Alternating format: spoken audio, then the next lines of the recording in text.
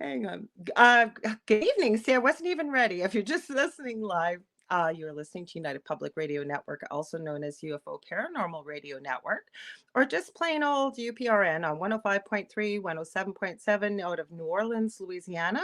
And you're listening to the Angel Rock. I am your host, Lorilei Potvin, a Canadian clairvoyant medium, crystal Reiki energy healer, Akashic Records practitioner, spiritual teacher, and mentor. And tonight I have an amazing guest. You guys loved her the last time she was on, but before I introduce her, just a few little housekeeping things. Hello, Sandra Sharp. Glad to see you here. Please make sure if you like the show that you share the network with your friends and family. There's always something for everybody here. We're always getting new hosts, new show concepts and ideas. So, yep, share, like, and subscribe. The other thing is we are over on Roku. The Angel Rock is not yet, nor is the thing at the foot of the bed, which I also forgot to mention. That's my show, my new show I co-host with my good friend David Hansel on Thursday nights. But David and I are talking about it, so you may see our shows over there. But there are a lot of network shows on our own channel on Roku. And because of this guest, actually, I figured out how to tell you guys every week how to find it very easily. So instead of having a channel code, what you do is you go to the channel store. You're going to look up UFO space P as in paranormal. There's going to be a whole list coming up. You are specifically looking, I think it's the third or fourth one down, for UFO space paranormal and United Public Radio, I believe it's called. And you're going to click on that. And that's our network channel. Thank you, Sandra, for sharing. And if you want to be part of the conversation, like Sandra is here, please head over to UFO Paranormal Radio, whether it's on Facebook or the YouTube channel. If you're over there, we can see your comments. If you've been to the show, you know I love to have you guys as part of the conversation. One little thing about Facebook. If you are over there, what we're finding, you have to go to StreamYard.com/Facebook first. Give them permission to use your picture and your name. Otherwise, you just come up as Facebook user, and I have no idea who you are. Hey, Zach, man, welcome. Well, on to my amazing guest. I think I remember to tell you guys everything. Hang on. So her name is Sonya Roy. She is a retired RCMP officer. She's a medium, master holistic healer. She's an author of a plethora of amazing books, a spiritual teacher and mentor. She's a shamanic practitioner. She has so many things, guys. She's one of the most fascinating ladies. I could talk to her every day and it would never be the same conversation. So I think tonight we're going to talk about energetic hybrids, but we'll see where we go with that because she has been travels all around the world. So welcome, Sonya. I'm so glad to see you. Hello, I'm so glad to be back. Thank you for having me. Oh, well, we tried, like we were talking about that before, and we knew she was going away. We were going to squeeze it in, didn't quite work out. So here she is. And I purposely did not talk to her before she came on the show because I want to hear, just like you guys are going to hear, you have gone traveling. So what was your purpose? You were going traveling all around the world. We'll get into a bit of your history, but people have seen you before, but if they haven't, we'll get into this and we'll kind of back up a bit. So what was your plan for traveling around the world? I guess I needed to go to Peru. I'll trust the words that come out of my mouth. I didn't even know you went to Peru. I knew you went to Europe and over there. Okay. Yeah, and when I was little, I was watching this cartoon on TV, and it was called The Golden Cities. The Mysterious Golden Cities. And it was a cartoon, but at the end of the cartoon, there's always a little a human clip, a 5-minute documentary kind of thing about what inspired the episode of the cartoon. Never seen that done before or after that, right? That was the only show that was made like that. So and it was really calling me, like I needed to go there. And then later on, Shirley MacLaine was talking about meeting an extraterrestrial. Shirley MacLaine, like the actress Shirley MacLaine? Yeah. Okay. And so she had a special on TV, and I was like, I need to go to Peru. And then I got into college, and I was on my own, so I was paying for everything. And I saw the ad come to Peru, and I was like, and for like a nanosecond, I was like, yes. And then my mature, very guided and respectful of budget, timing, and all that. And like, no, now's not a good time. And I delayed. Well, the opportunity to go to Peru didn't present itself again until 2006. And that's when I first went there. and absolutely fell in love. I love the people. I love the food. I love the music. I'm just in my element when I'm there. So I went back several times. And what I started doing is people are like, oh, your trips sound wonderful. Next time you go somewhere, can you tell us, can we go with you? And I was like, I guess so, right? Really, whatever. And this turned out to be a thing that I do, is I take groups to the different chakras of the planet. So Peru is the sacral chakra. You might have to tell people what chakras are, because there's people that are going to be listening from all over the world that don't have a clue what a chakra is. Okay. Well, should I finish the traveling part first? You can, but people won't have a clue what you're talking about. They'll go, what's a chakra? What? Do you want me to tell you quickly? It's an energy center usually located within the core of the body, above and below the body, helps connect us to spirit as well to the ground, if you will, to Gaia. Recently, I've heard another definition quickly, that it's our spiritual batteries, which I really liked. But there's also ones that pertain to the word earth, right? Go ahead. Sorry, Sonya. But personally, I wouldn't call it batteries, but it is definitely where the energy arrives in certain areas of your body and then gets distributed to the different organs. I didn't go through the whole thing. I haven't had a chance to tell you about this yet, but I've been listening to a bunch of collectives that have been channeled, and I thought it was fascinating. So I agree with you. It's not it's like an entry point, if you will. I just said it quickly because I knew people would connect to that, but there's a lot more to it. It's not what gives us our spiritual. It's more what you said. But I thought people could kind of connect that it's an energy center, if you will. That's where I was going with the battery. Yeah. But there's one. No, it's not a battery, because a battery tends to mean that you've got the power there, which is not true. You do have to focus this energy, bring the energy in. It has to circulate. It has to move. So if you have blockages, then you have to do some personal work to clear those things out. You can have an overactive chakra, which means it gets used a lot, and then the energy may be depleted because it's used a lot. Or you can have a blocked one, which means the energy doesn't move, and because of that, you can't utilize it. So yes, what I do with oh, go ahead. Sorry, I was just going to say, I have a bit of a delay, you guys. I should have let you know. I was just going to say quickly, crystal Reiki is such a misnomer, because that's what I work with, are the chakras, or some people call them chakras. You were right. And I usually know for the reason someone is coming to me, and I have to remember to keep my mind clear, because I use a pendulum to check, but I know which one's going to be overactive, which one's going to be underactive, because you can see, right? And it's such a cool system. Sorry, go ahead. You were saying stuff. Well, I wrote 2 books on the chakras, right? So you are when it comes to chakras, everything I do is related to that. So that I work with crystals, I work with the chakras all the time, because why are you working with all these different things? Why are you using Reiki? Why are we using crystal, aromatherapy, and all these other tools? It's to actually amplify the energy that we're receiving.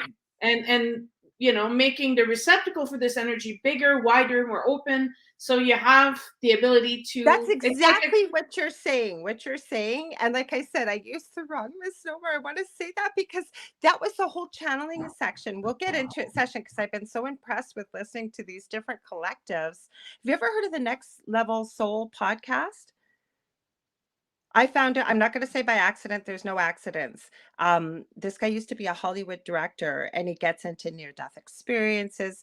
Maybe I'll have to get you on there, because you're such a I don't know if you'd ever want to talk to me, but you are such a wealth of knowledge and incredible things that you can do. I could totally see. Oh, I'm getting goosebumps too. That I could totally see you on there. I'm getting you off track all on chakras here, because so it's okay. Earth has chakras, and you were going to Peru. Let's put you back there. If we get to talk about hybrids today, you're going to understand why it's okay that we're going there, and I'm always going to bring us back, because I'm a hybrid, and that's part of who I am as a hybrid. So it's all good.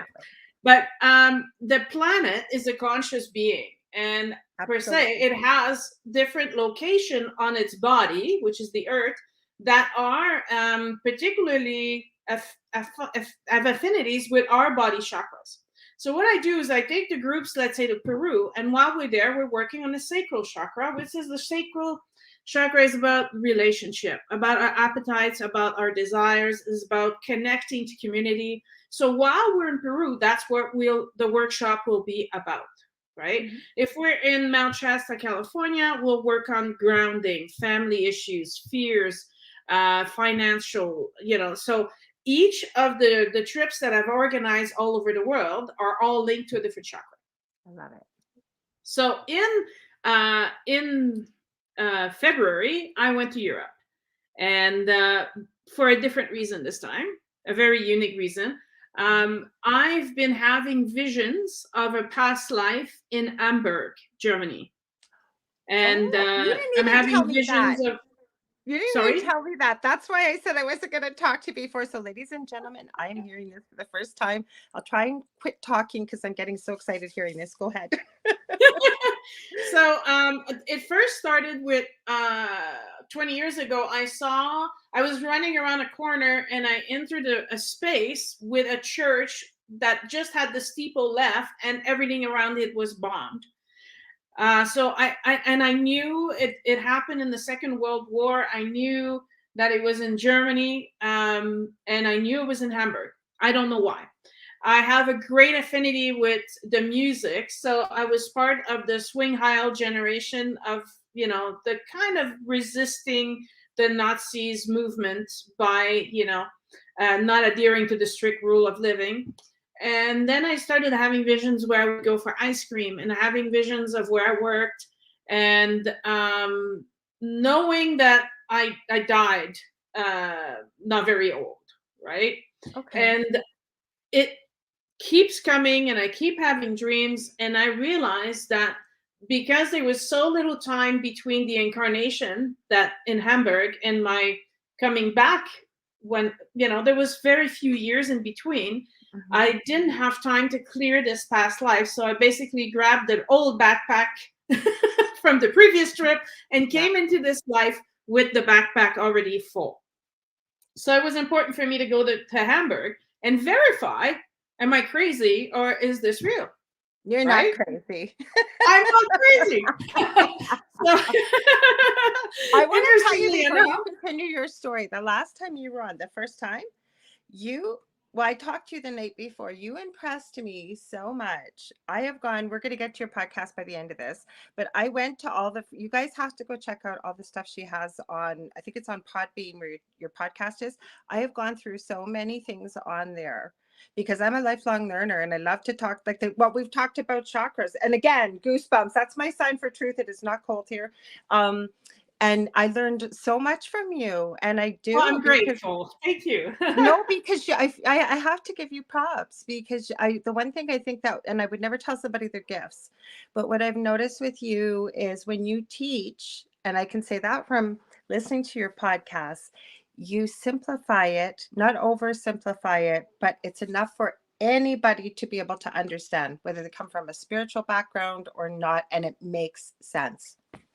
I think that's one very, very important thing, because it's interesting because we had a conversation at the store. I work in a store one day a week to meet different people and make it easier for people who don't have a vehicle and can't come see me outside of town. They can see me in town every Tuesday.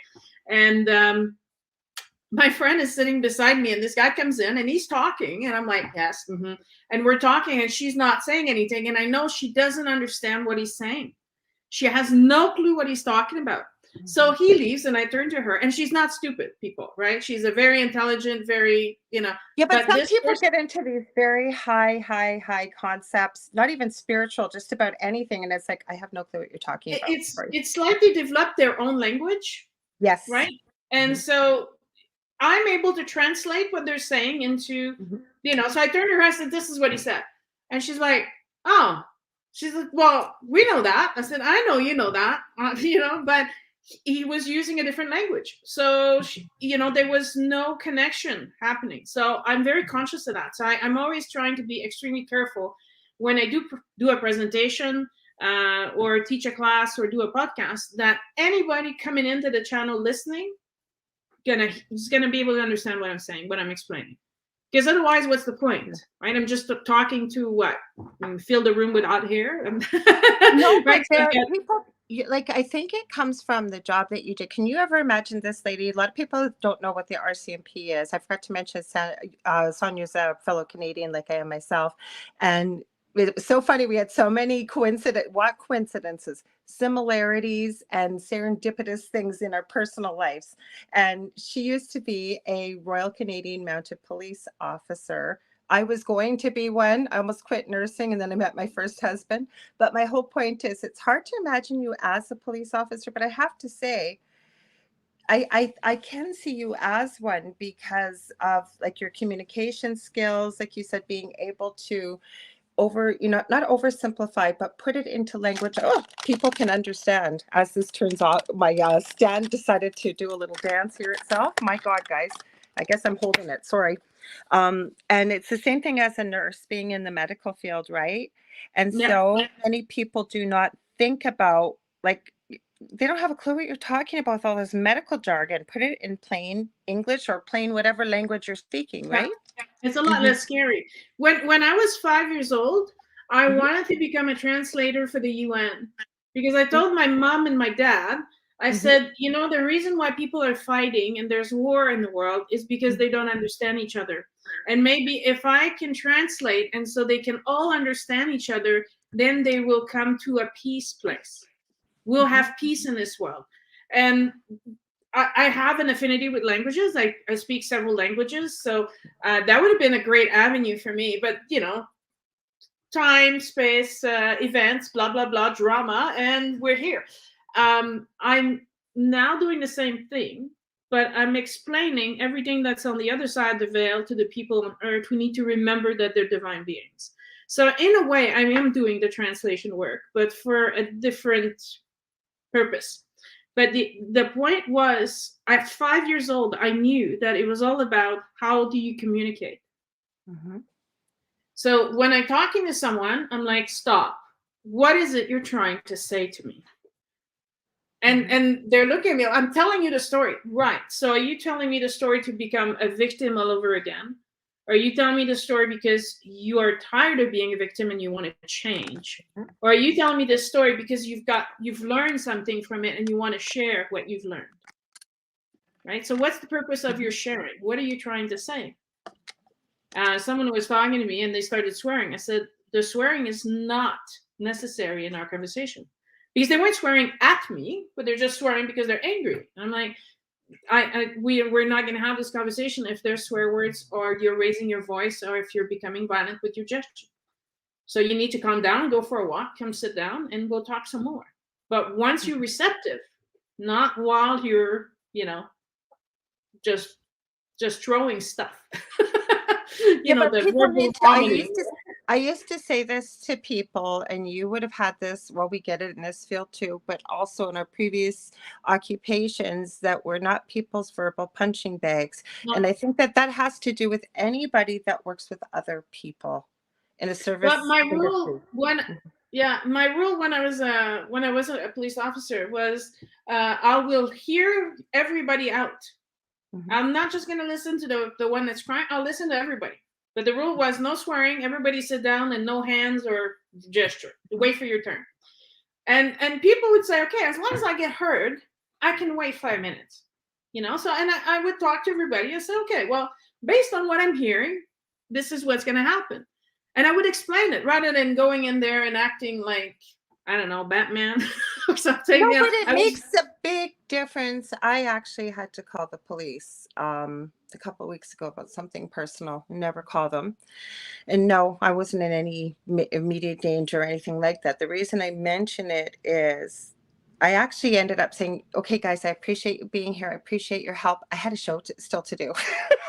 And I had to get going. Those guys would have sat there for hours. But what was so wonderful was they listened objectively and with respect. And I think if anybody treats somebody else with respect and you know that you're going to have a chance to be heard, that it's a much more peaceful environment, especially when you set the boundaries or the parameters for how this is absolutely. going to play out, right? Yeah, Mhm. and that's how I interact with everyone. It wasn't just a work thing. It was so my children. When my children were talking, Mhm. they were being listened to as a full being. I would go down to their eye level and say, okay, what is this exciting thing you have to say to me? Or what's gotten you so scared? Or, and people were like, you're putting a lot of effort into this. I said, but my children know they will be heard. And then they've been heard and they leave.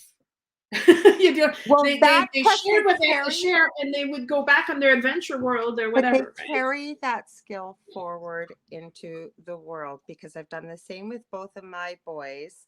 And yeah, it may take a bit more time and it may take a bit more investment, but you're investing in their futures. I think to be able to model and to show, because people used to say to me when my boys were little, oh my God, why do your boys always say please and thank you and I'm sorry and everything else? And I said, like, I could beat my children, they'd never say it. And I said, do you ever use please and thank you with your children? What do you mean? I shouldn't have to. If you want your children to be able to carry on with the skill, it just makes sense that if you model, I still ask them to this day, if I'm asking something, please and thank you, like you said, getting down on their level, showing them respect. Your children. Yeah, it's not because they're your children that they're all of a sudden your slave or anything, right? My son is 28 years old now, and it's fantastic because we have developed this this communication ability that now he's going through some changes. He wants to start a business and stuff, and he calls me. And then he talks to me, and I'm like, okay, well, this is my opinion based on this, my experience, blah, blah, blah. And I said, but you're also, you got a common law. And what does she think about this? Because if there's going to be a sacrifice, both of you are going to have to pay. Right? So is she okay with this? Is she prepared for this? He says, of course, mother. And I'm like, well, I don't know, but I think it's important, right? This isn't just, even though it's your business, it's not just about you. That both of you need to be together on this. And so, I'm smiling because I've had the same conversation with my eldest, and he didn't. I couldn't believe that he didn't quite understand about common law. And most people are common law nowadays, right? They don't get that little piece of paper, but they don't realize the laws. Sorry, I got a dog here. The laws that apply to it. So it's so funny, but the point I'm trying to make, and although we're talking about our children, I think that we need to do this with all human beings too, right? Is the fact that you invested that time, you found out what they needed, and like you said, then they went on their way, and then, but they filed that away. So now in the future, they don't just think of you as your mother. They think if they recognize that you have some wisdom, and they're interested in hearing what you have to share, and they knowing full well that if you've been asked for your opinion, you will express it, but you're not going to be, it's going to be no skin off your nose, if you will, your back, whatever, if they don't take your advice, right? That's what I always tell them. I said, I don't want you to talk to me because I want you to do what I'm saying you should do. I just want you to talk to me to get the benefit of my experience. And then, being able to get two sides of the coin. You're young, you're excited, you want to take risks. That's great. But at the same time, and I explained to him how I grew, right? I'm an international, speaker, books, writing, blah, blah, blah. But I took it one step at a time. I said, it takes a while, but I'm steady on my feet. There's my foundation is solid. So I can keep growing. But you got to start somewhere. So yeah, we were talking. And I agree with Zachman there. He says respect is more powerful than fear, and I totally agree with that. I think it's more important, and also when that it's a friend or my children, when they actually do something that is worth, like my daughter recently. She's in university and she's done some steps to make sure she's going to graduate on time. She's got all her credits, and I'm like, wonderful. And, I'm praising her, acknowledging that what we think, well, yeah, she should be doing that. Yeah, well, she wasn't, and now she is. So there's been growth there. And it's important to make them realize, look how much you've grown. Look how much wiser you are, right? So bringing the good stuff out, not just always pointing. Yeah, focusing on the positive. I always remember that, focus on what you want to see, not what you don't. And I use that a lot with spirituality. I'm going to stop us for a second here. The owner of our network, I'm not quite sure why he wants to pop in here. So Joe, I'm popping you in. He said, can I pop in? Hey, can you hear me okay? I Yes. can, Joe. This is Sonya Roy. She's a fellow Sonya, Canadian, like I am, author, used to be a police officer. Now she goes all around the world teaching and all kinds of amazing things with well, good for you. spirituality. Anybody who's out trying to change the world is already a friend of mine. Yeah. I like it. No, I just stopping by. I don't usually do this. I'm going to be stopping at all the shows, and you'll get a little promo on this in a day or so. So Okay. we're giving away a free trip to Los Angeles for the Writers of the Future contest. So Oh my all the gosh. station knows I'll be out there for a week, 7 or 8 days, working press and hanging out and chit chatting with all the judges because they're really Joe cool. is Plus all here. the women. Yay. So it's gonna be going on. John and Emily will join me Wednesday on my regular show at 6 o'clock, 6 p.m. So there'll be UFO more details undercover. about that. But we're gonna do a little promo for that. We'll also be discussing the podcast awards because 6 shows got nominated. One of your shows might have got Wow. nominated. I don't know yet. I've seen 4 of the shows that got nominated. One of yours might have got nominated. So keep your fingers crossed. When am I? Yeah, one of yours. Because some of the shows that got last year didn't make it, but some other shows made it. So we'll see. I'll let you Wow, know. that would be super Yeah. exciting. That would be the first year. This is a big thing for our network with Writers of the Future, right, Joe? Like you usually go down there and do press and stuff at the awards. Well, I go work Writers of the Future because I go to the big gala event with all the Hollywood movie stars and generals and shit. It's a lot of fun. I He work press does. the He whole. comes back with all kinds of stories. Oh yeah, and I do a lot of press work when I'm down there because the president of Galaxy Press is a friend of mine. He's actually on our network, John Goodwin, and Okay. that's how I got to meet him. And the first time I ever met him, he was telling me all these big awards and they give away this money and they pay for your whole week down there and they fly you from wherever you are. Well, so yeah. And I Okay, told so him, how do they go for this prize? How do they so I don't know. We won't know till Wednesday. You got to come check it out. Y'all gonna get a little promo on it, and that's to go down there. The podcast awards is something different. That's the People's Choice Podcast Awards. Okay. So we got 6 shows in this year. For the usuals, which just aggravates me because we never win still. But there's 4 new ones or 2 new ones that made it in this year that I haven't heard about yet. And I heard one of them was an earlier Monday show, so I know it's not John's because he is already in. So that only leaves you in Horsefly. That's Well, it. I would be just as happy for Horsefly if it was them. You know, I love them. They weren't even on our network. The 2-hour shows. They I'm slipped in gonna right tell you the after, truth. right after. The 2-hour shows tend to have a better chance than the 1-hour shows. 1-hour shows win sometimes, but usually it's the 2-hour shows because they contain so much more information and data. Right. They tend to have a better. So is this UFO Undercover, Joe, on Wednesday? Yeah, it's actually going to be label news on the flip side on Wednesday, but it's where UFO Undercover would be. Okay, so 6 p.m. Central? Yeah, 6 p.m. Central time, so y'all can stop in. We're going to give all the information out about it. They're going to fly you out there on their expense. They're going to pay you. They're going to put you up at the Lowe's Hotel on Hollywood Boulevard. So have a good time, enjoy yourself. And I don't know who's going to win. You need a +1. Yeah, I think you do get a plus. That's going to be one of the questions. But I thought he said that today when he called me to tell me about it. I thought he did that. So we got some other big things coming up. You know, we gave all them lightsabers away for Christmas. Oh my God! You gave what? We gave away $21,000 in lightsabers for Christmas. How come I didn't hear about this? What do you mean? I was giving. I was giving. Well, no, because you wouldn't have qualified anyway. If you're on the network, you can't get one. I used to talk to Joe every Monday when my show was late, and we had an hour between my show and the next show because Joe used to do all the producing because Joe owns the network. Joe has many great shows on the network. You know, I always give you a plug out here, Joe, at the beginning and sometime in the middle. So Zach says I'll be rooting for all you guys. Well, we need them to vote too, don't we, Joe? We need a vote. Whoever shows up, you need to get them to vote. So last year, 5 million people voted, and all of our shows made it to round 2.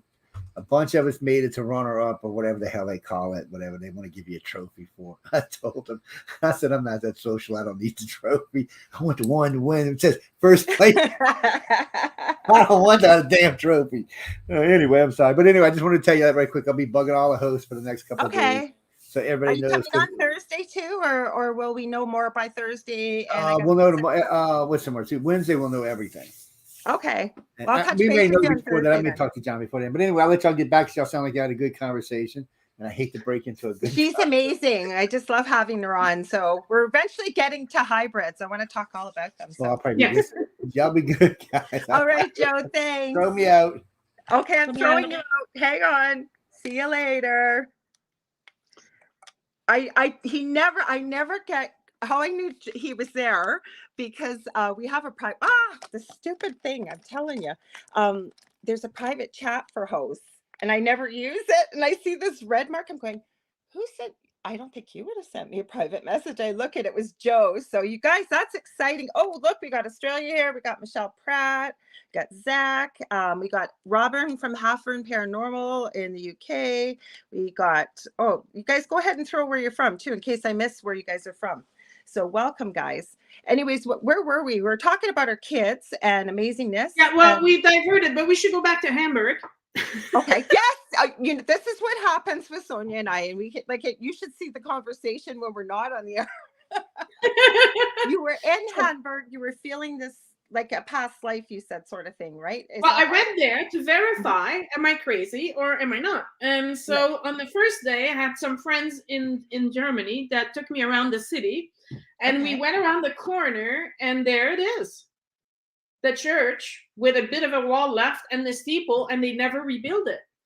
They actually made the church a memoir to all the lives that were lost during the 1943 bombing. Are you kidding me? So you had this vision of this, oh my God. I'm standing there and I'm feeling waves of energy passing through me, like connecting this life and this life, and I'm going, I'm holding back the tears because the people I'm with are I'm not getting tears, and I whatsoever. don't know why. I'm not a crier, and as you said that, like I feel like I'm gonna cry. It's so. It was incredible. extremely emotional, but I'm like, this is it. Mine is the rubble, right? But they and if they had rebuilt the church, I wouldn't have recognized it, you know. Because they rebuilt everything around it, but they left the church. Were you looking for it? Were you looking for it, or you just happened upon it while you were on the street? Well, I was gonna look for it in the next few days while I was in Germany. That's what I meant. So you just happened upon it then. Okay. Wow. On the first day that I got there, and it was just like boom. I was like, wow. So the next day when I did, having confirmed that it was Hamburg and it was definitely a past life, and I definitely was there, I went to look for the Nazi headquarters where I was interrogated and mistreated. And then all that's left is a plaque. And during that bombing in 1943, 70% of Hamburg was destroyed. And so the place where I used to have ice cream and the place where I used to work were all, wiped off the map. You can see pictures of what Hamburg looked like after the bombing, and there's a kilometer wide of nothing, Wow. So I was like, okay, well, I can't see the other buildings, but I'm definitely, the church is good enough to confirm that this happened. And what it did when I had these waves of energy travel through me is basically reawakening my DNA this past life. So now I'm used to traveling alone. I've traveled all over the world for many, many years, never been afraid to get outside my hotel room, never were afraid to go explore. And all of a sudden, I'm afraid to even open the blinds in my hotel room. I'm afraid to be found out. I'm afraid to go outside because something bad will happen to me. I'm very confused. I don't know. It was so not me. So it reactivated the DNA that you said, like you were already carrying in your backpack that you brought into this lifetime. So it wasn't you, right? Well, it was me, but in that past life, not me today. And so I didn't need to go explore Hamburg because I wasn't there to be a tourist. I was there to do work. So I spent the next 5 days in my room doing energy clearing, clearing the emotions that were stuck from this past life and the trauma that I've went through. I cleared all of it, and I cleaned the backpack. So it was. And this does happen to me a lot. When I went to Egypt, I had another kind of occurrence and relived a moment in time and space. So I'm in the same space, but 5,000 years ago, and I'm literally seeing 5,000 years ago what it looked like, and so it happens to me a lot. But this was the first time that I was clearing a major trauma, and so it was very interesting, and that's what I help people do when I do these different travels, right? When I was in Peru, a lady says, I'm in terrible pain right now. I can't walk. I don't know what's going on, but it just happens as I step here. So then I worked with her to clear the past life that she had there, right? So that's what I do. So then I went to Sweden and to England to teach and also to make new connections. So I got people from England coming here to Canada for retreats, and also organizing, because of COVID, right, was some of the contacts I had are, I've retired or no longer doing this stuff anymore, and I need to find new contacts to rebuild in England. So that's what I was doing there. So I was going to add, we've got Susan here. She said, oh, cool, you were a cop. And she says, I've used my abilities with the police department too. Well, she didn't use her abilities. She was a police officer, because I've been thinking while you're talking, I'm thinking, oh my God, with the RCMP, did they know you had all these abilities? Because I'm sure, or would they have been open even to using your abilities? Well, I am a graduate psychologist, right? So RCMP, we were using a lot of my knowledge in that sense. But I was working with Aboriginal communities, doing a restorative justice program. I was also working with people with Alzheimer's and autistic people for, building a registry for both of them. So when a police officer encounters these people who voluntarily registered to this registry, at least the police officer can be told autistic. So, showing the different reaction is not him being unresponsive or him resisting. It's about the fact that they're autistic. You need to approach it differently. So I did a lot of, in the end, I was a corporal and helping the people integrating work from trauma, PTSD. And so I've always been, although doing the police work, I've always been doing that community work, that community aspect was very, very much present. No, what I was thinking, though, I already know without even asking you, I'm sure you're an incredible remote viewer. There's all kinds of things. You know what I'm saying? Like the abilities you have. Yes, I'm talking about, yes, your psychology abilities. That's amazing. We need that. And I find it so hard for people to understand. Let's talk about, say, autism, because it's a spectrum. And they always say when you've met one person with autism, you've really only met one person with autism. But when you're a parent of a child with autism, then yeah, you can see it. Not all the time, but you can usually see there's a few classical type things. And that would be hard for someone that doesn't work around, say, autism. So I'm glad you were an advocate in that way. But I met your psychic and mediumship abilities, what they could have done with that, I'm sure. Well, I did find a missing person that no one could find. And that's what I was thinking. So you did find a missing person? Yeah. Okay, let's get back to Hamburg. I'm going to say hi to Shannon quickly. She's here. Glad to see you here, Shannon. Shannon's a nurse.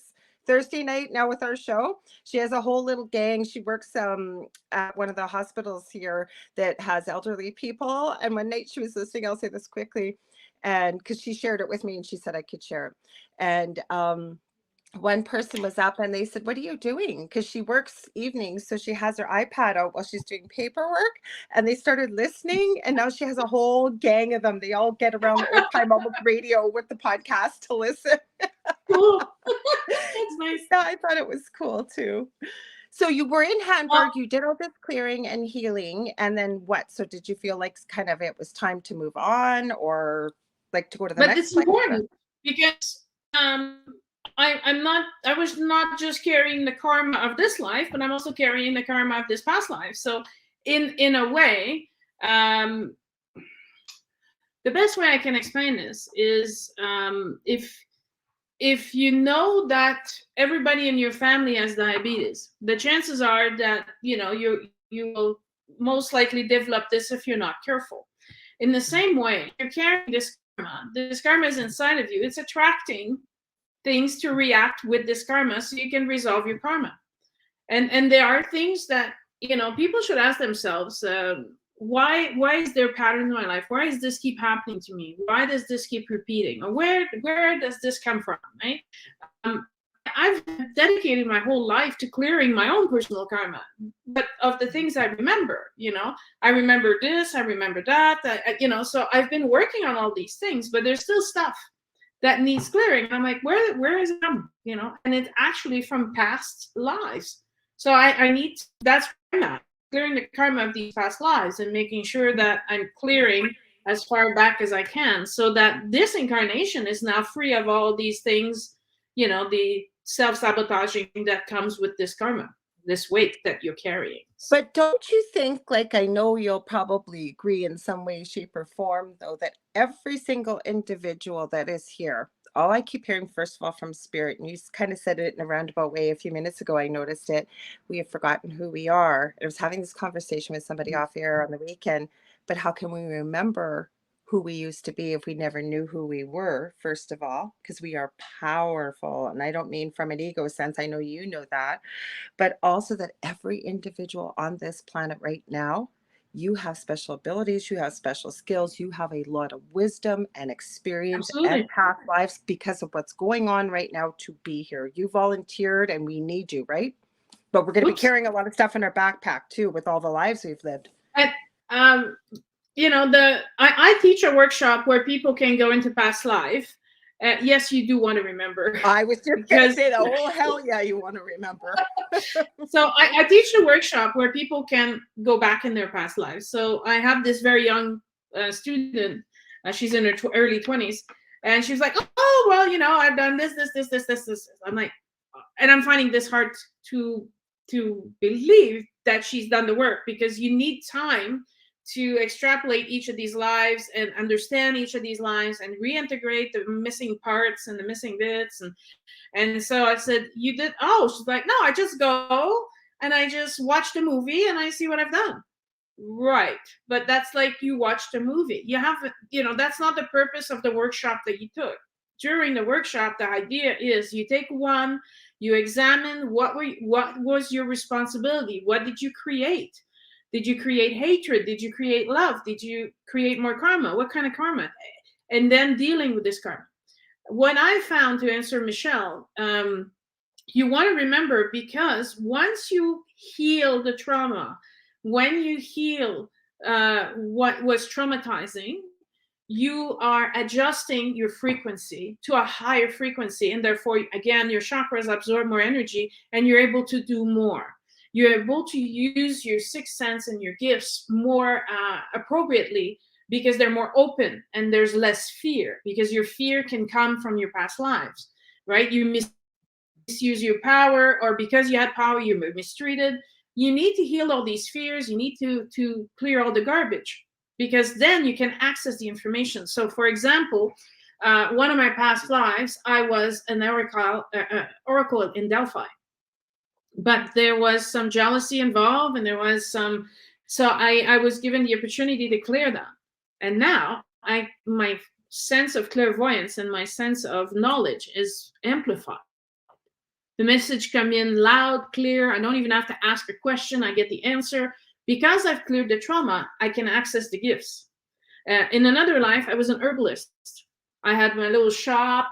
I was quite dark for my liking. In this life, but all her windows were covered with herbs drying. There was herbs hanging from the ceiling. She had these little drawers with all these different healing herbs, and people would come to her and from surrounding villages and areas, and they would come and buy herbs that I needed to clear the trauma. Right? So yes, it's important to do the work to get there. It is important. What? And this is how I can introduce hybrids now. Oh, good. I want to ask you one question. You know what? And I know this happens with almost all my guests, but especially somebody very intuitive like yourself. I know, because I'm thinking, how are we going to get to hybrid? We're going to get to hybrids. I know. And you already picked that up. But I wanted to ask you very quickly, because I can almost feel like I can hear these questions. And I want to remind people quickly, I forgot to tell you, if you know somebody that says, oh crap, I forgot to watch live, no worries. There's always a replay on YouTube, on Facebook, and anywhere where podcasts are carried. Our shows are carried, where there's podcast, talk radio, so iTunes, iHeartRadio, Spotify, Spreaker, you name it, Podbean, we're on there. Anyways, I wanted to ask you just very quickly, and I know this is not a quick discussion. We could do a whole show on this. What are some examples? Because I know people are going to be asking, well, how do you just clear the karma? Like, what do you do? Do you have some examples or exercises? I know you've got stuff also on your pod. Like I said, you guys are going to want to go to our podcast after this, believe me. So what would be some examples? Because I know people are going to think, well, what would I do? Well, the first thing I did, because I'm alone in a hotel room in Hamburg. I went on to I sell music, so I went and got the music for the crystal bowls, and I listened to that, and that helped realign my vibration and clearing some of the confusion. I couldn't even think straight, right? So I started with that. Then I realized this awoken a lot of emotions. So I took one emotion at the time and examined the emotion. And it's a process, right? It's hard to explain because it's something that I teach during like a week-long retreat. But the process but you have to feel it, right? Like you have to feel it. Yeah. You have to acknowledge it. You have to work through. You have to go through it, basically, and that's what people don't want to do. That's where the fear comes from. Yes, but I'm safe. I'm in this room and I'm safe. So I went through the confusion. Why am I confused? Why am I feeling like this? And then the answer comes and the feeling comes and then like, okay, but I can let this go because it's not in the here and now. And it's understandable that I felt that way. It's being forgiven to yourself as well, right? It's a whole process of reintegrating this part of you. It's all you. It's all your soul, right? But it was a very traumatic life. And so it kind of got pushed aside because I don't want to deal with that. It's yucky. And taking the time to deal with it. It took like 3 or 4 days. It's not a quick process. And that's all I did. I went out of my room to have breakfast, went and grabbed stuff to eat in my room for lunch, and would go out, take some takeout at night, go back to my room, and I would spend like, all my waking hours just going through, clearing the emotions, understanding the lessons. What did I have to learn from all that?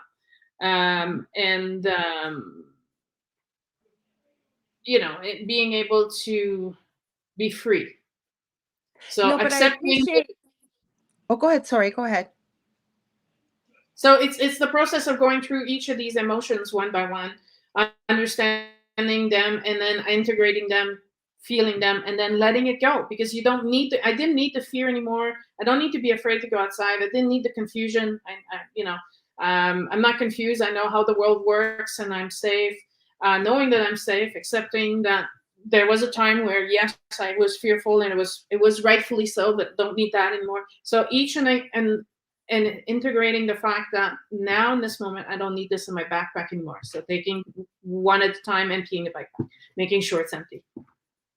That's what, okay, thank you. Because that's what, and again, we're oversimplifying it. It's not that it's difficult. It's one of the biggest gifts you can give yourself. It can be difficult going through it, but it's one of the biggest gifts you can give yourself. But you just don't say, oh yeah, I was sad in that past life. Yeah, I don't need that anymore. Goodbye. That's not quite how it works. You have to check out maybe one of our workshops. But let's get into hybrids. We've been talking for an hour now. I'm super excited. So what is a hybrid in your mind? Okay, so a hybrid is, there's different types of hybrids.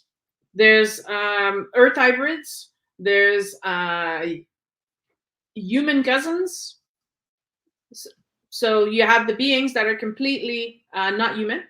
You have the beings that are part of the development of humans, but not necessarily what we are today. And then you have the outside of the planet hybrids. And so the idea is the original hybrids came from outer space. So we're talking about the Pleiadians and the other, well-known planet that affected the development of Earth. In my book, I Dragon, I explain, I've remembered a meeting.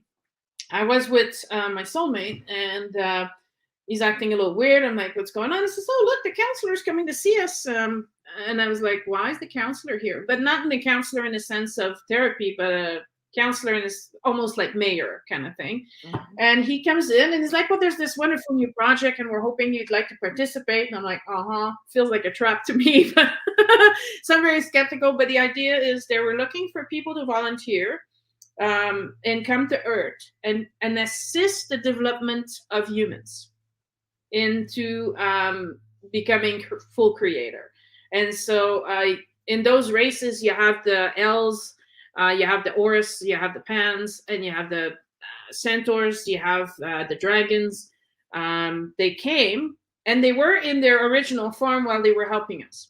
Eventually, though, conflict arise. Like, I can tell you the histories of dragons because that's what I am, so I know the full history of it. I love dragons. It's hard to see, but I drew this with all this symbology all interwoven in there. It's hard to see, but I love them. And unicorns and fairies and element. I could go on and on. Love them, love them. But go ahead. Yes, let's talk about it.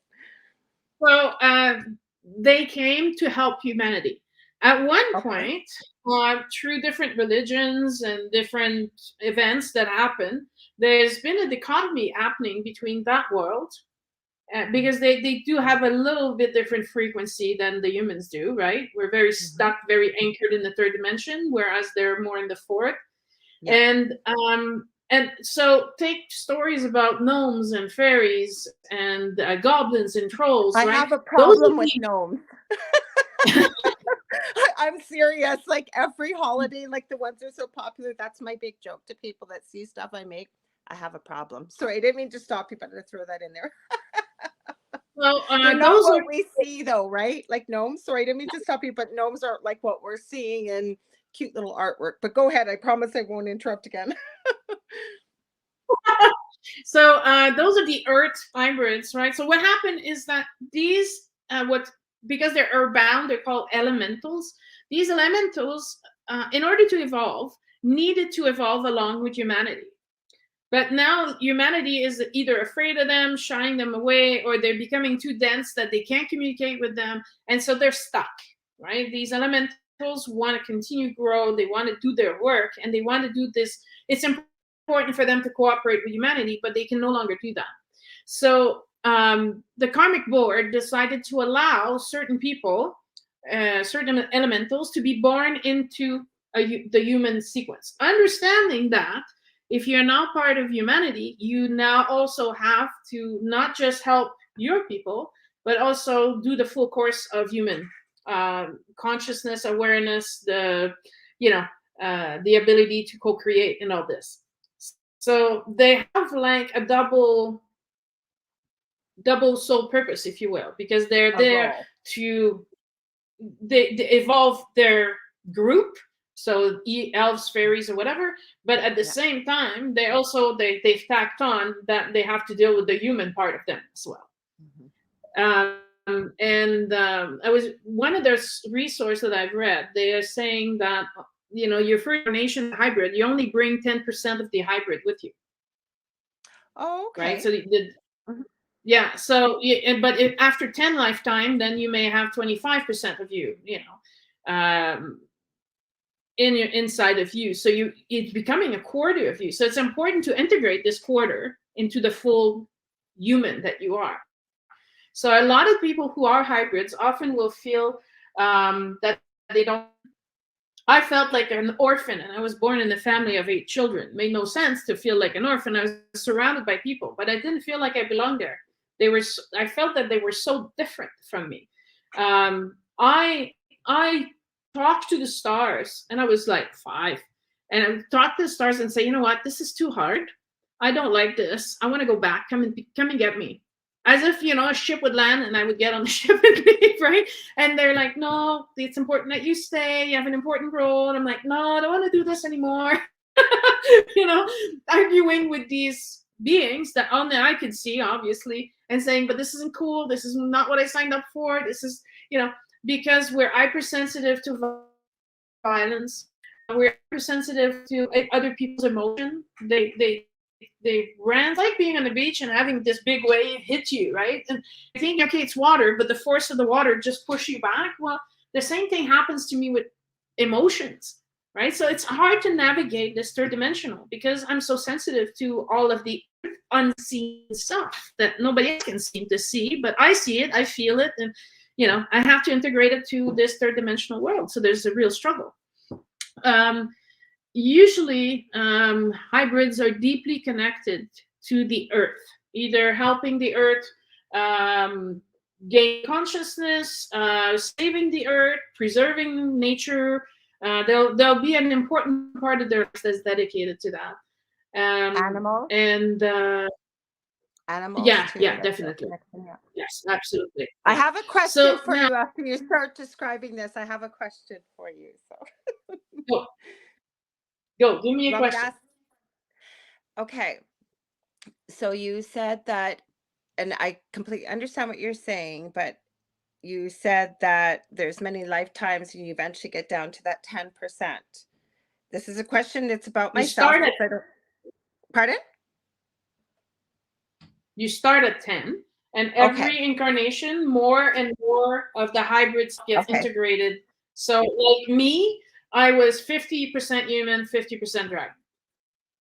Okay. Because I have a question for you. Now, this has been proven to me. I believe it's been proven. Mhm. So many years ago, excuse me, I was going through actually my crystal Reiki course, and I happened to meet this young person that I was helping sort of mentor and stuff. And one day I was talking to them. We were taking a course or something together, and he stopped and he goes, I know you. I said, well, of course you know me. We're talking on the phone, on Skype. He goes, no, I knew you. And he proceeds to tell me, I used to call you Maeve. And he claims he was an angel in a previous life. No, who am I to question that? I don't know if he was or he wasn't, but I do know that he was finishing another person's sentence. Both of them were finishing each other's sentences. This was on my previous network. I wish to God I had a copy of this podcast. They had both been to heaven and they were describing what was up there. They were finishing each other's words. It was crazy. Anyways, as soon as he tells me, he goes, do you know who Lady Titania is? And I go, no. And then I found out when he mentioned one of the Shakespeare novels. I'm not into Shakespeare. It's Macbeth or it's one of them. I can't remember. She was Queen of the Fairy Realm. Apparently, I was her sister. Yes. And he said, he Mhm. described me. He said I was tall. He said I had long, black, shimmering hair. It almost looked like water, like down almost to the back of my feet. I said I could have done any hair commercial. I had these really silver eyes. And he said I had this crown though that looked like all these black twisted thorns sort of thing. There's a reason why I'm sharing this. So as soon as he said I used to call you Maeve, I went, that wasn't my name. He goes, what do you mean? I said, my name was Maven. I knew what my name was. And I'm getting goosebumps as I'm telling you this story. So we talk about this and I'm pondering it. And I do like to draw, but I don't draw very often. All of a sudden, I sit down with a piece of paper and I start to draw. And I draw the most beautiful. I could see it. I saw the drawing. She needs some work. But as I drew it, and I for some reason, Mother Mary was coming through when I was doing this. I never worked with her either. But anyways, it didn't take very long, but it was the most beautiful, almost like a Pegasus unicorn. And I knew her name. She wasn't my pet. She was my equal, or we worked together in the lifetime I was in Maven. Okay, so all this That's stuff happened. Then when I go a couple weeks later to do my attunement for my crystal Reiki, I remember my mentor saying, I'm going to meet you in a meditation to all the students. I will know if you're not there. So I had my appointment. It was a Friday night, 7 o'clock. What do I do? And I never do this. I fall asleep. I never do this. And I wake up 40 minutes later and I message her going, oh my gosh, I fell asleep. I'm so sorry. And she said, no worries. When you do it, it'll be when you're meant to do it. But she said, I recorded the session. So 5 days later, I'm sitting down to go do the attunement. I take my hair and I pile it all back up like this. I don't usually wear it like that. I'm thinking, what am I going to sit on? Oh, I just bought this white unicorn fluffy blanket. I'll put that out. I'm sitting on it. I am listening to this meditation. Remember, this was recorded 5 days before. I see you sitting there and you have your hair all tied up kind of at the nape of your neck. I don't think I've ever seen you with your hair like that. I still have the recording. She says, and you're sitting on something. It's white. It's fluffy. I'm not quite sure what it is.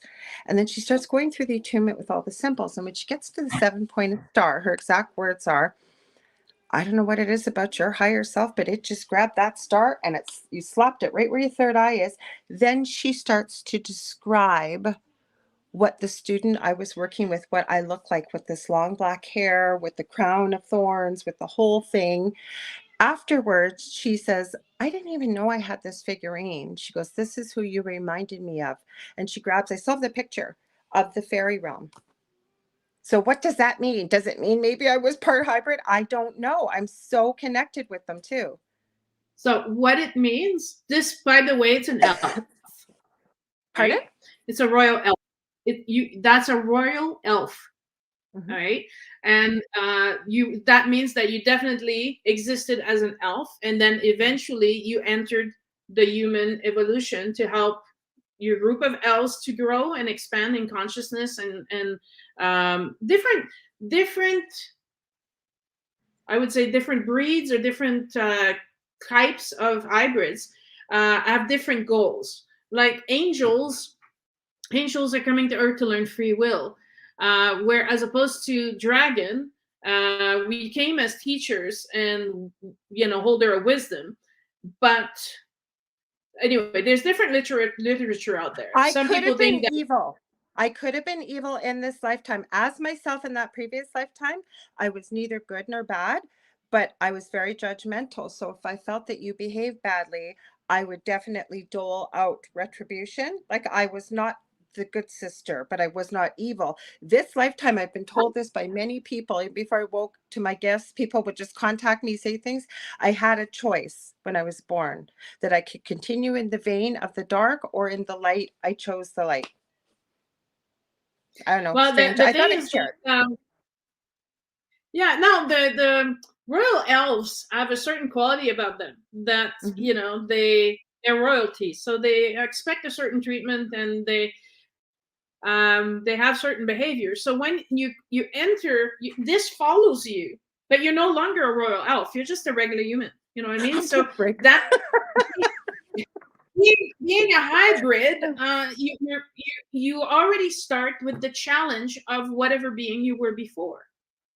So realizing that you're a hybrid is important So because as it a explains so dragon much. for yourself, as a dragon for yourself, if you don't mind sharing. Okay, so for me as a drag, first of all, the funny anecdotes, because people like those. When I was 20, I was driving and I had this massive dragon following me everywhere. But you could, it's a lot like the Mulan dragon, in the cartoon. He's big and she's like, well, you don't fit. And he's like, it's okay, I'm portable size. And he becomes like this little lizard, right? Yeah. Well, Yeah. this dragon, when I got the car, just loved it because he would hang on to the car and he would drive like a dog, with on the highway. I'm like, dude, get inside the car. What are you doing? And No one can see I'm me. afraid. But it's more like I can see him, and I'm like, you're huge. You're gonna affect the car. I'm feeling really nervous. Get in the car now. So that's why my biography could be almost people are like, that's not true, is it? I'm like, no, every word in that book is true, I swear. I just never tell people because people think I'm insane, right? Yeah. And that was when I was 20. I wouldn't tell anybody this. Now I don't care anymore. But I always felt there was a huge part of me missing. I always felt something missing. Now, of course, you see all these movies in Hollywood and you get programmed by TV, and then you realize that, oh, well, I need a boyfriend, I need a husband, that's what I need, that's my other half.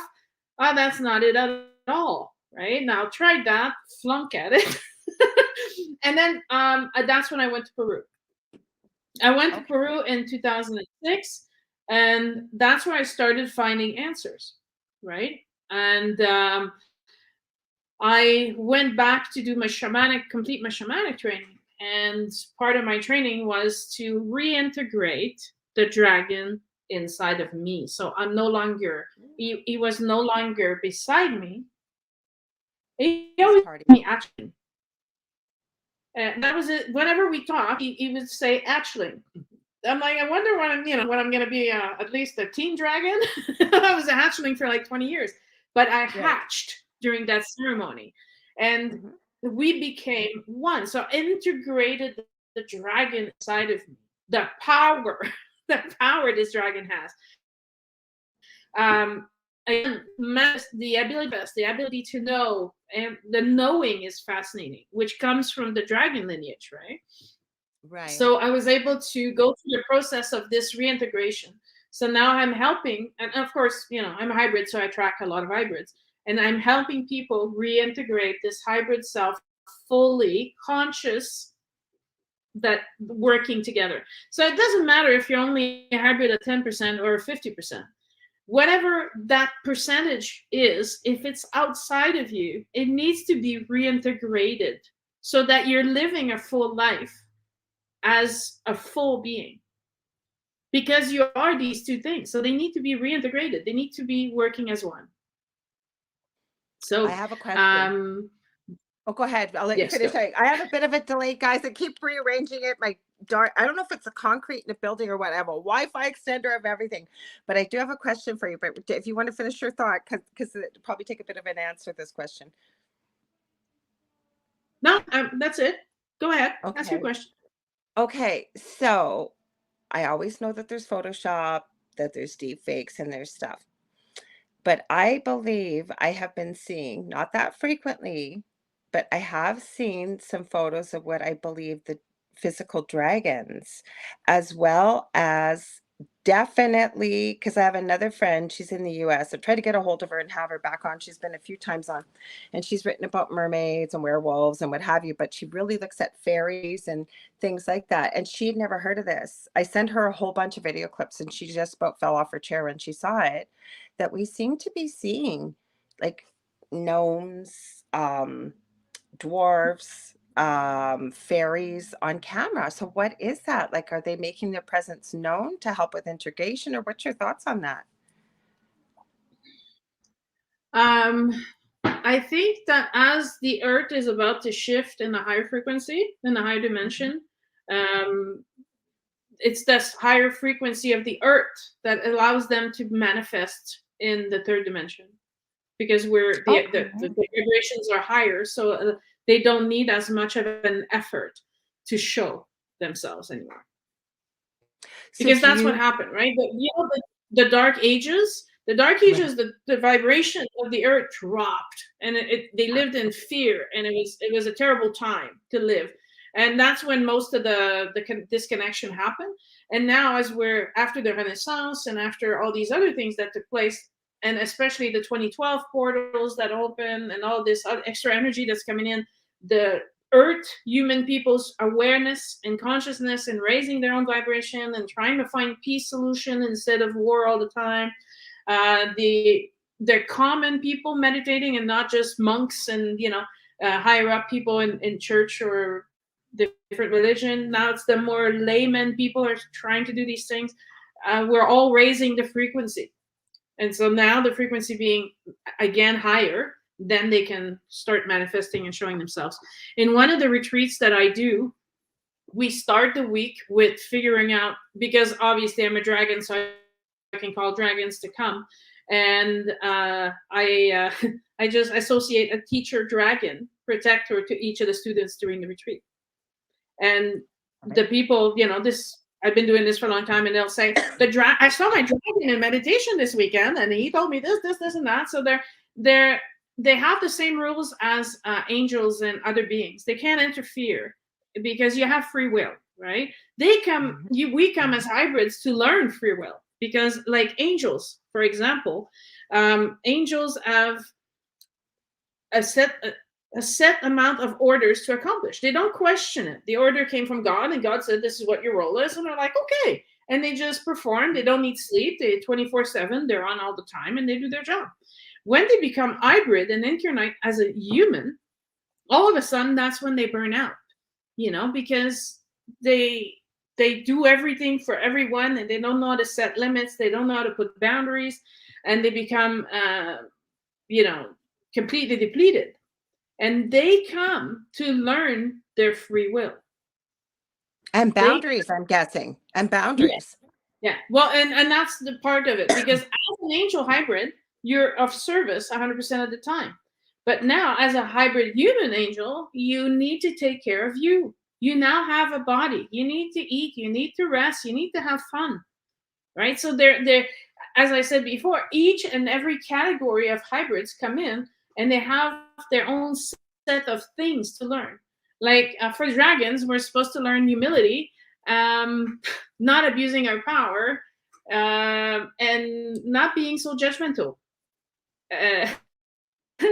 So apparently, dragons are certain dragons. I won't put everybody in the same basket, but certain dragons are said to be high and mighty.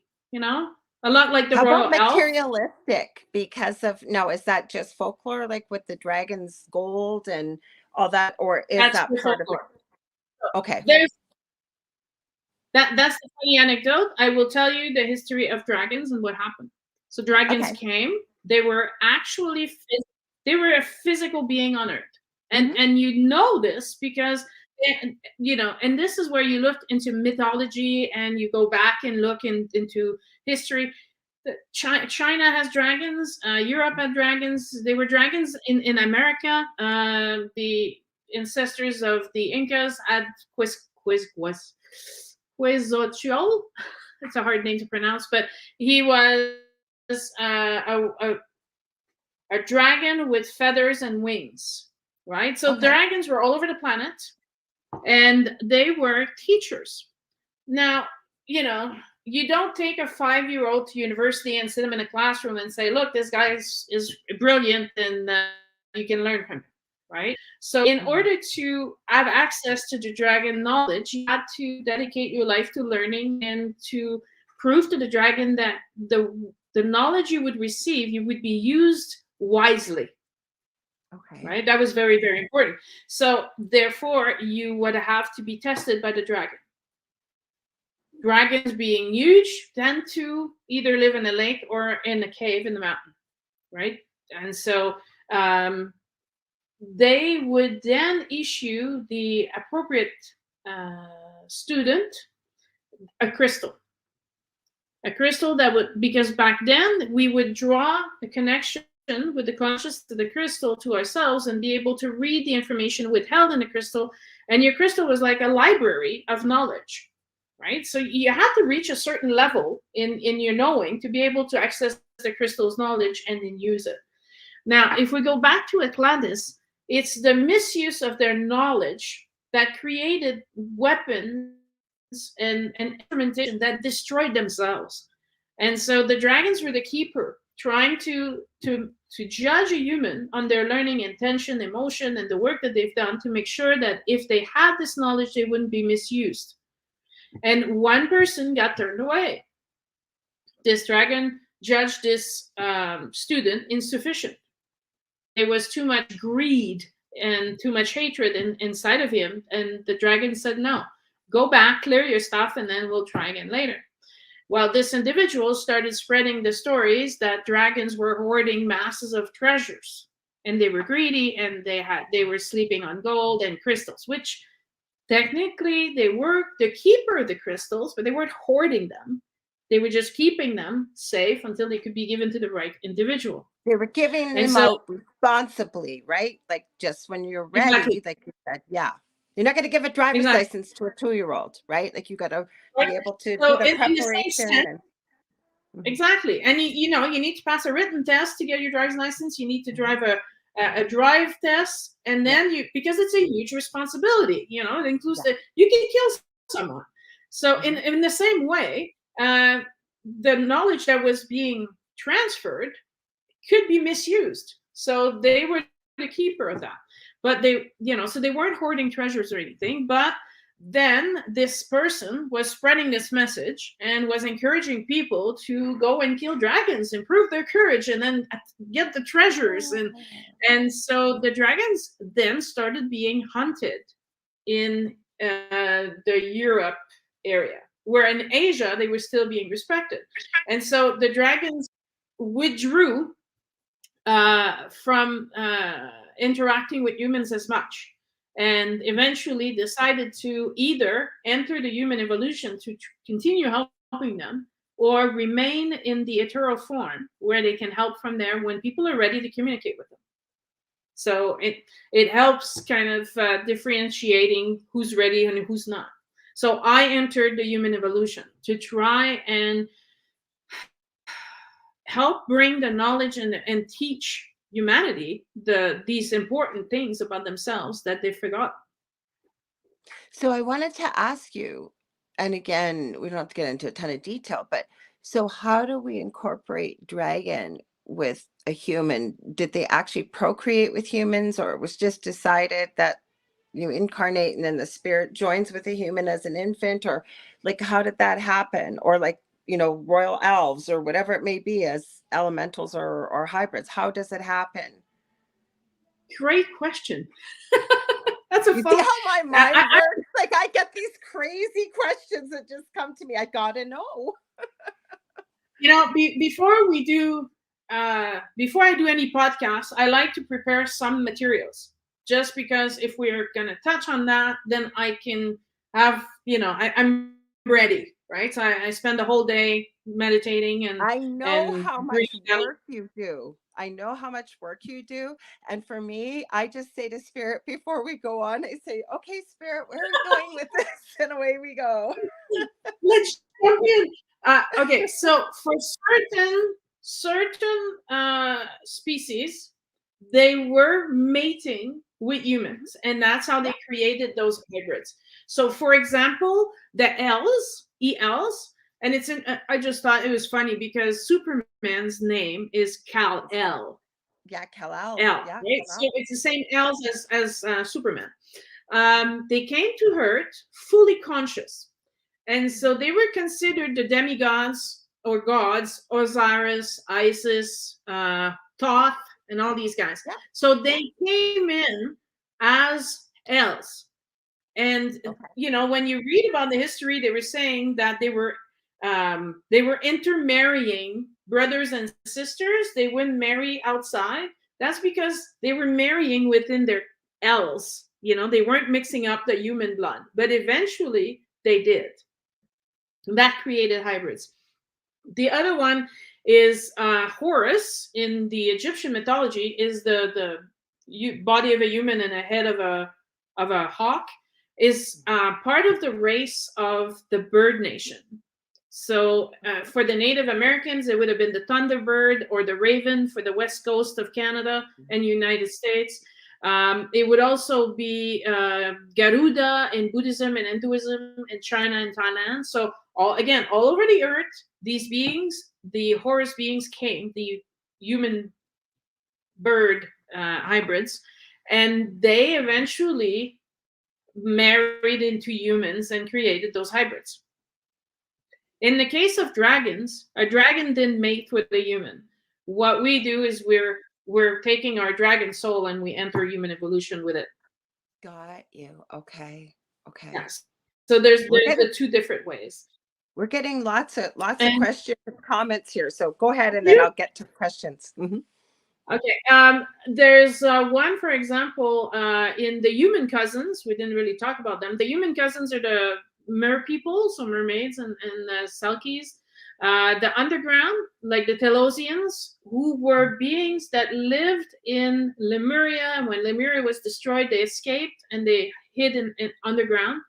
Under Machu Picchu, there's an entire city there underground. And the beings that are living undergrounds are called Hyperboreans. And they procreated with humans, which created the giants hybrids. Oh, I'm hearing all kinds of things about giants. I could talk about giants all night long, but go ahead. Well, and then people are like, well, giants. And like, well, if you look at yes, they do. And if you look in history, in the Bible, there's Goliath, right? So this in the historical record of this, these people, they're saying giants existed. In Irish folklore, giants were predominant. In Tibet, they're the Yetis. Right? So okay, but I'm going to stop you there for 1 sec. I'm going to stop you there for 1 sec. A guy in Canada. Now, some people are calling fake. I'm not calling this fake. Pardon? Not Sasquatch. No. So this guy is over on the West Coast, apparently, and I'll send you some of the video on it. I think we talked about it last week, actually. I did a show on my own. And he's filming a mountain with his friends. I didn't say what mountain. And all of a sudden, you can see something two-legged, and he is far away, like super far away. And he's going, you guys, look at that. That thing's going to be massive, way bigger than a Sasquatch, way bigger. Anyways, and I've been seeing video clips around the world like this coming out, plus a couple stories, one from the Gulf War. Anyways, as the story goes, this guy was fascinated. He went back, didn't see the guy standing there, but he seen something silvery in the sky. Wasn't sure what that was. So he decided he was going to drive up the mountain, and he got stopped by some type of authority within Canadian, wasn't military, wasn't quite police, but he got stopped. And he said, well, isn't this a public road? Because he did film this. And the guy said, no, you need to turn around. So I know there was more to this story because I followed it, but I guess he went back a couple days later to film it. There was a big building where the giant had been that he caught on camera. Anyways, long story short, he went all the way, tried to get up there again at night, got caught, didn't get all the way there, came back, and all of a sudden, you're laughing about this, right? Have you heard this story?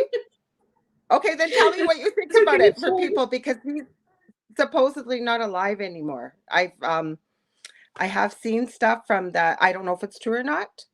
I'm just putting the story out there, but you're laughing, so you know about it. So what happened? Hi, Amanda. We're not doing readings right now, but go ahead. So, okay, so you know this story. So what did you find out, or what did you pick up from spirit about it? Was it a giant? Was it Sasquatch? Was it fake? What did you find? They're real. So oh, I know they're real. I don't know exactly. Now, I didn't see this particular video, so I can't tell you if that one's real or fake. All I can say with 100% certainty is that all of these beings are real. They exist. Well, that's just it. They're showing themselves. They're showing themselves now. Yes. Like this. Yeah, that's what I'm saying. Yeah. And they are starting to interact with the people that are ready to gain what they have to share. Okay. So they won't say, and it's the same thing that with my own personal power. If someone comes to me and say, prove that you can do this, I'm like, I have nothing to prove to you. And if you're not happy, just leave. Just going to say that. I don't have to prove anything to you. If you want to believe in it, believe in it. Same as hearing about dragons. I have heard about dragons for years. Like even in my previous home, as I just started this journey, the first girl that came locally, she met me at the door and she was so serious. And she said, I ended up talking to her for quite a while. I hadn't met her physically, and I had worked with her mom years ago she was a secretary at the nursing agency I was at, and her mom had just recently passed. But my whole point, I mentioned this, we started talking. She said in particular, she called in everything because her guides told her, you need to bring everything you have ever connected with. You were in for the fight of your life. And she was talking about all the dragons she had brought in to help support her. So it doesn't sound strange to me, but exactly to the point you said, we got nothing to prove to anybody. Either believe it or you don't. Yeah. And so I what I do is I don't try to convince anyone. I just provide the information. You call me crazy if you want, but I've seen it. I go to the other side all the time. So I talk from experience. I don't just imagine things, right? It's not just books that I've read. It's everything that I've experienced as well. You guys have no idea the amount of books this woman reads. I am not kidding. It's a good thing I like to read, right? Like, I'm not kidding. Like, we're talking like a stack of books. She is so learned. And you guys I love all my guests. You guys know I do, but you don't hear me go on and on like this. Like, I'm not kidding. And I don't know everything. I will never profess to know it. And I love to learn from other people. That's why I was pushing your podcast. I don't do that with other people either. I am telling you guys, there are so many gifts in what you share and the knowledge that you absorb, and then are able to basically pull the nuggets from it and explain it in a language people will understand. And I love it. I take all the fluff and I just keep to the basic facts and what's important for you to know, and why was it taught in the first place by Kuan Yin or by Buddha or whatever. So what was the essential of the message before it got all buried under stuff. But one of your person on YouTube said Lemuria. I got a whole I got a whole podcast on Lemuria. So if you want to know more, I suggest you go there. It's a whole 90 minutes of it. So tons of information and the research and the science discoveries to prove that it exists and what it goes all about. And so that can we tell people what Lemuria was? Because it's most people have heard. Lemuria was an entire civilization that lived on the continent of Lemuria in the Pacific Ocean. And they were the best way to imagine what it was like. You have to go to the Polynesian island, like Fiji and Hawaii and Tahiti, how they are living closely with the principle of Huna, the spiritual principle. They're very close to the nature of, they live with nature and not destroy it or assimilate it to become, the boss of nature. It was a culture very much like before the whites and, the French, the English, the Spanish, the Portuguese came to the America.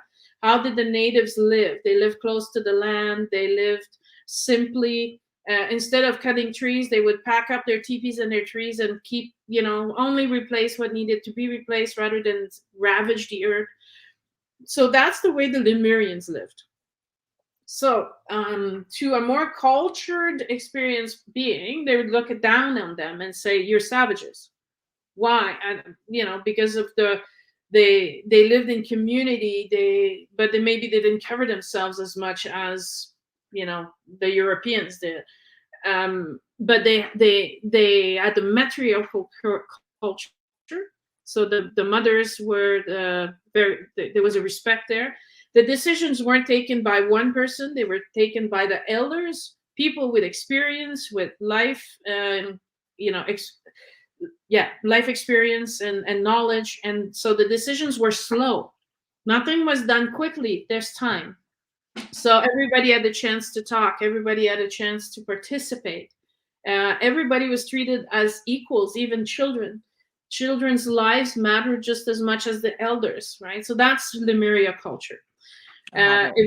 Eventually, there was technology. Like Lemurians used crystals. Lemurians, used tools, but it wasn't part of.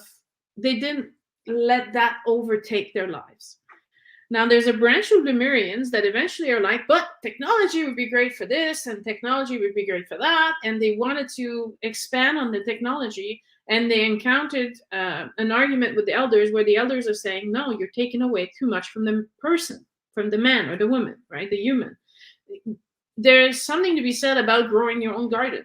Yeah, I could have a machine. I could have, I could have machines do that stuff, but am I going to appreciate it as much? If it takes, a machine, it can make chairs. They all look the same. And you can make 10 in a day, where as a person making a chair, I maybe make 1 a day. But my time, my effort, my energy went into that one chair, as the other ones, the 10 other ones, are empty, and they might not be. There's so many health benefits, though, too. Like you said, growing your own garden, getting your hands and your feet in the soil. I make things by hand. I everything, like I make so many different things. That's when I do my meditation. But you put a piece of yourself basically into everything you make. Like you said, that chair or whatever it is, because when we even look at the laws of energy, and you can feel the difference, whether you believe in that kind of thing or not. You really can, because you can pick up the energy that people put with their time, their love, their creativity, and whatnot. So I agree. Yeah, there's a local person. She makes these knitted animals. Oh, Aragumi or the crochet? It's crocheted, yeah. And she's I think that's Aragumi, Japanese, and it could be any animal, super cute like that, and they're crocheted. So this lady in town does these, and I buy them because every time someone has a baby, this one's mine. Every time someone has a baby, it's a little octopus or a little dinosaur or whatever. And I said to her, I said, you do something special to these things, you must put love in them or something, because I can feel the energy in them, right? And she's like, every time I finish one, I hug it and I kiss it and I'm so happy, and I'm like, I feel that. That's why I buy this stuff.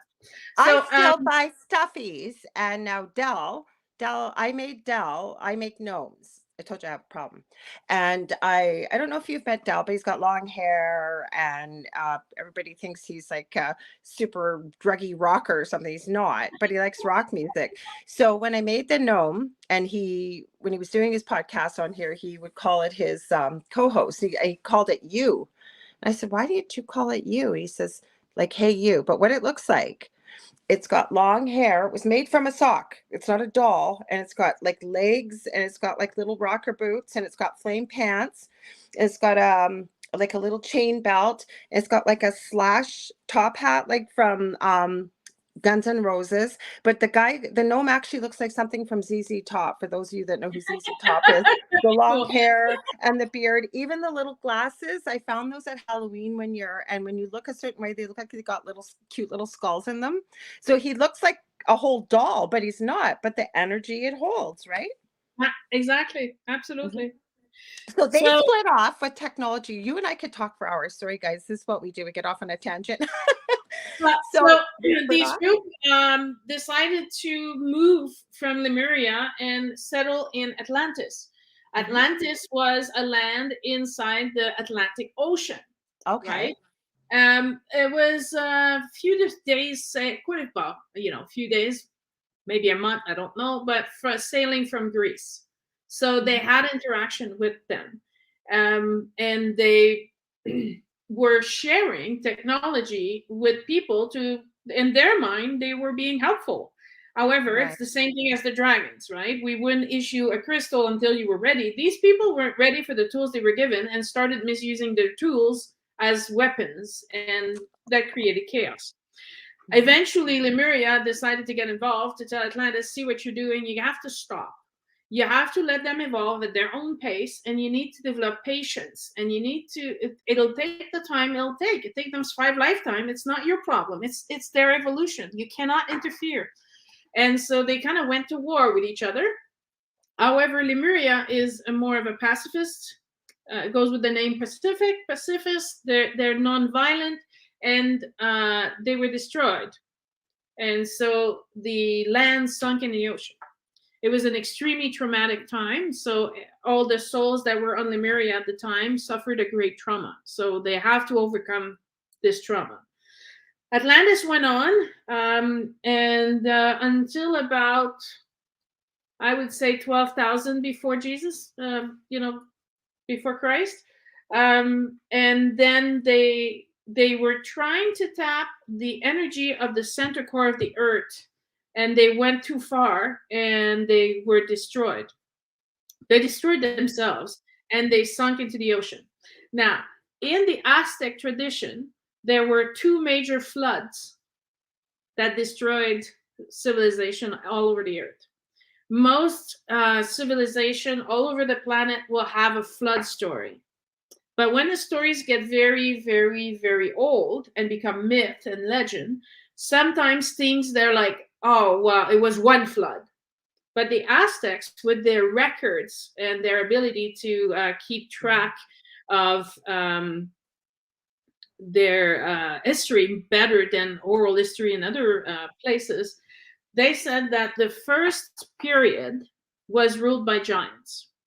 And this, if you match it with the Greek world, that would be the Titans. Then the Titans were the...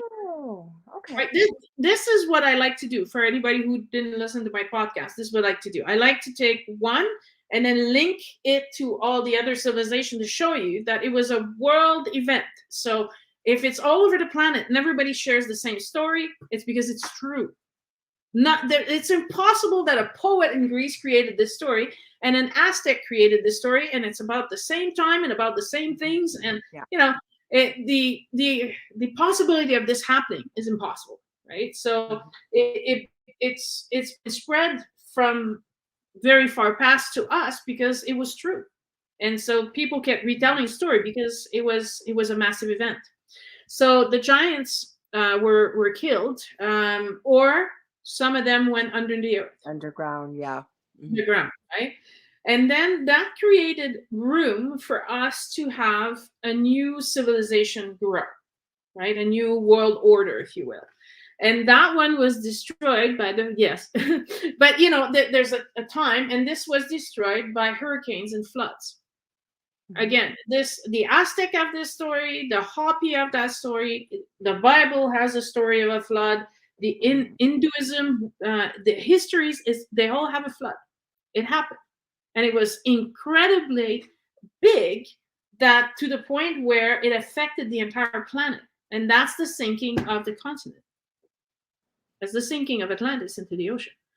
The only ones that have the 2 stories of floods is the Aztecs. Most likely because the Aztecs have survivors from Lemuria and that immigrated to South America and therefore kept the records of that first flood. But when Atlantis went down, which was like 15,000 years later, then created another massive flood that affected the entire planet. Until the tectonic plates reset themselves, until, you know, the water settles in lakes and stuff like that. Like in Peru, there's an area where there was an ocean on top and there was a cavern, and the ocean water went inside the cavern. They're now slowly extracting this ocean that's trapped inside that mountain to collect salt from the water. So they've dug like these little craters over an entire valley, and they're letting the water drip, and they let the water evaporate, and then you get quality crystal salts that you can use for healing or heating and stuff. So there was at one point on top of the mountains, the mountain range in Peru, an ocean that dripped into this mountain, right? So that corroborates that the fact that the water level of the ocean went really, really, really high up. And after that, there was destruction by fire. Now, the Hopi talk about destruction by fire, the Aztecs talk about it, and the Jewish people talk about Sodom and Gomorrah. Where I was thinking about that, Sodom and Gomorrah. Yeah. Mm-hmm. So the God got angry and they tried to destroy these 2 cities with fire, you know, basically volcanic rock, you know, spewing all over the place. So it would be massive eruptions of volcano all over the earth that created all these, you know, this fire and brimstone that destroyed massive part of the earth. What people may not know is when there's all this volcano smoke and ashes go into the air, what it does is that it covers the earth with ashes in the air, which prevents the sun rays from going in, and then the temperature of the earth drops. All to the point if there's a lot, so if there's a lot of tectonic activity and a lot of volcano activity, that's when the ice age is created. A massive drop in the temperature creates almost instant freeze, right? So well, we saw that in Iceland, like a mini tiny version when they had their volcano erupt, right? You couldn't fly. There was like, it was bad, right? Yeah, exactly. And then there was the Hopi talk about the destruction by ice. So there was a massive freeze over, which we know, you know, if you study geology and if you read a little bit of history, you know, there was an ice age for real. They found a mammoth that was frozen with food undigested in the stomach. So the freeze happened very quickly. And I was like, well, how quick could it happen? Well, 3 days without actual sun, the temperature would drop so fast that it could create massive storms that could create this freezing. I've seen cadavers that have been frozen in the ice that they found, and there's no decay. Like they look like they were just flash frozen. So I believe you. Like, and they're like thousands of years old. Like, how do you get that, right? It has to happen really quick. Honey, we are almost out of time. I want to have you back on. Will you please come back on? Because people had so many comments that we're starting to get into questions here, and I could talk to you for forever and ever. Will you do that again? Or are you running away on your travels again? I'm going to spend 4 weeks in Quebec because I also like to teach in French. So I will be teaching 5 different classes during 4 weeks. And I'm also, while I'm there, people who don't like doing the long distance stuff get a chance to meet with me if they want a soul reading or if they want a treatment or a Akashic record or whatever. So while I'm there, I work with them. So I'll be back mid-June, just in time to start the retreats here in Drumheller. I wish to God I'm right in the middle of Canada on Lake Superior. So I'm going to have to travel if I ever want to meet up with you in person. Because I'm so far away from Quebec to drive there. I actually have driven to Quebec before, but it's a long drive because you either got to go around the oceans, and Ontario is so big. Anyways, what do you got also coming up? Are you working on any more books? How do people get a hold of you? We got to tell them where to find your podcast. Yeah, I have a book that came out in English in December. And we're working on translating the book to French right now. Okay, what's it called? Because we didn't even talk about your book. What's your book called, the new book? Well, this one is the deluxe version of the 13 chakra from ancient Egypt. And so I think we did talk about that when you came on then. I think we did. Okay. So this is the revised edition that has it has over 200 and I think it's 210 crystals with all their properties and how you can use them.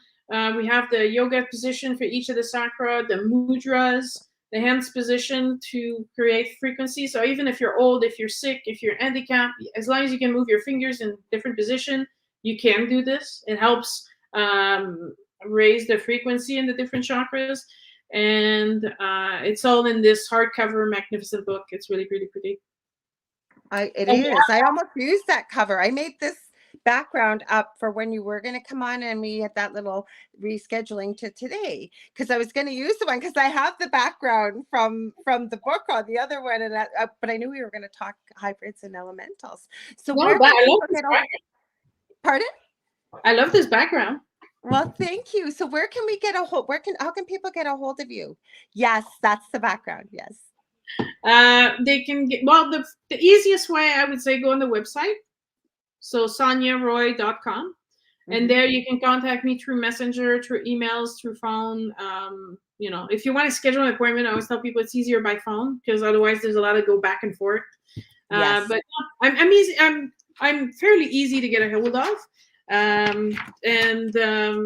You may have to wait. Your podcast, you're gonna tell people. I'm telling you guys, it'll be well worth your time to go there and spend some time there. Downloading everything. The easiest way to find all the videos that I do is from the website. It's on the main page at the top. You can select Facebook, you can select YouTube, or you can just go to Podbean and watch the podcast. What's the name of it again? You just go by your name, don't you, Sonya Roy? Yeah, Sonya Roy. Yeah, I try to keep it simple now. I don't have to overthinking things too much. That's the best way to do it. So Michelle Pratt, last comment here, says you're closer than I am, and she's in Australia. That's why she said versus me ever connecting with you in person. yes, you're right. But so I work in. I think you're closer to me in Drumheller, Alberta, than you, or you're halfway. You're halfway between me being in Drumheller or me being in Quebec. So either way. Absolutely right. Absolutely right. So I want to thank you for being here. I want to thank everybody for being here. Now, if you tuned in late, please tune in 6 p.m. Central, 7 p.m. Eastern, Wednesday night. It's going to be under the name of Writers of the Future. It's usually UFO Undercover with Joe Montaldo, the owner of the network. He's going to have Emily and John, who also do a podcast on the network of Writers of the Future. They have the big writing awards coming up. I think it's in October, if I remember correctly. We are giving away a trip to Los Angeles that you will be able to attend. I think he said mostly almost all expenses paid, didn't he? If you heard him right, Sonya? Yeah, that's what I thought. He'll be releasing all the details Wednesday night. He popped on here quickly, so make sure you tune in so you can find out how, and he'll also be popping into many of the other hosts and shows on. Speaking of that, don't forget to stay tuned for good friends of mine, Julia and Philip Syracuse, right after here. They have the Horsefly Chronicles, and I believe Trish Moe is on after them. Her and I are talking about doing some stuff together too, so you'll see us on each other's shows. Also, if you want to get a hold of me, you can get a hold of me on facebook.com/The Angel Rock. You want to book a reading, I do mentoring, I do energy healing, crystal Reiki, things, all kinds of things like that. I have 2 groups on Facebook, Paranormal University for many paranormal things, and for the Angel Rocker Tribe, many of the things Sonya and I talked about tonight. I'm passionate about all these things. I love talking about these things. So don't forget also, please tune in Thursday night, 7 p.m. to 9 p.m. Eastern Standard Time with my amazing co-host, David Hansel, with The Thing at the Foot of the Bed. You guys know we're going to be coming up with something unexplainable, strange, unusual, could be spooky. I did see your comments there. I believe it was Amanda. That's where you may want to pop in. We gave away a reading there, the unpredictable, predictable reading. And we got so busy and so tied up with all the comments you guys were talking about. We forgot a reading last week. So we will be doing 2 this Thursday night. So you want to tune in. I love you guys so much. We will see you next week. I'm trying to remember who I have on. And I'll also tell you, I've had Lorian Fenton on here. I'm going to be joining her on her podcast. I'm not sure what network she's on, but it's at 8 p.m. right when I end. So I might be ducking out a minute or two early and bring you guys quickly over to see us over there to talk about things like that. UFOs, secret, where she got the secret super soldier program. She does all kinds of interesting things. Anyway, Sonya, you know what? I actually knew someone that was in that program. do you? Mm-hmm. Ooh, I might have to connect you with Lori, and you'd love her. She's so awesome.